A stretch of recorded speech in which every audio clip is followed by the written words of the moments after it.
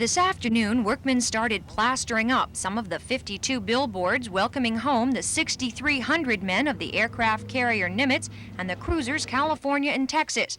However, the billboards are just part of the gala homecoming planned for Monday. The Virginian pilot has already sent special edition newspapers to the ships to help the men catch up on the news they've missed during the 9 months they've been at sea. Under the direction of the Chamber of Commerce, businesses have taken out special ads, and one local fast food outlet is donating 7,500 hamburgers for dependents waiting at the pier. The Navy is expecting 25,000 people on the Norfolk base Monday and more in the harbor, where people in private boats will act as an honor guard to the arriving ships. Navy officials say they're overwhelmed by the community support and involvement in the homecoming, which they say will be the biggest celebration of its kind since World War II. Well, it makes me feel pretty good. I think everybody, and not necessarily just military, but everybody likes to know that they're doing a good job and that job is appreciated by the people they're doing it for. Navy sources say the president is expected to fly from Washington straight to the Nimitz and then here to the Norfolk Naval Base to talk to Navy families. But the president is expected to leave before the Nimitz and the two cruisers pull up to Pier 12.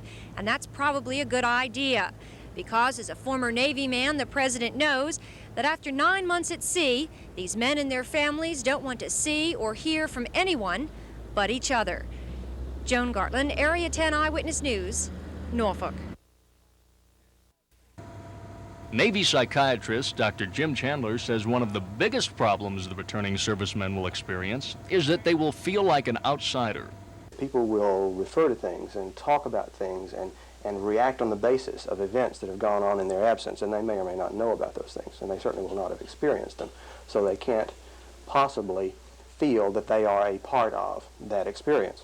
When you think about it, much has gone on since the Nimitz group departed Norfolk in September, including a Ku Klux Klan rally in Virginia Beach, which turned violent when Klan opponents protested the recruiting efforts the KKK was making in the Navy. The men also missed one of the biggest election snafus ever to hit the area when voting machines broke down in November, and losing senatorial candidate Myra Obendorf appealed the election throughout most of the General Assembly session. During the cruise, the Army Corps of Engineers finally approved the Portsmouth oil refinery in December, and then in January, the nation's first test tube baby clinic was approved at Norfolk General Hospital. But the incident the returning servicemen may have the roughest time relating to is the blizzard of 1980, which brought Tidewater to a standstill and forced Governor Dalton to call out the National Guard. They may be also amazed that the United Steelworkers and the Newport News shipyard finally signed a contract. And many will be surprised at vast changes in area city councils following upsets in the local races.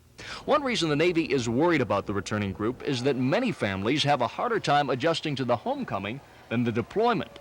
When everyone strives so hard to make it perfect, and human events are rarely perfect, and when it isn't, various family members will begin to feel that perhaps they should have done more, perhaps it was their fault it wasn't, or they ought to feel something they're not feeling.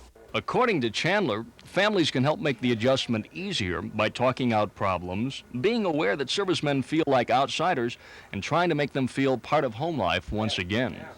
Mike Deason, Area 10 Eyewitness News.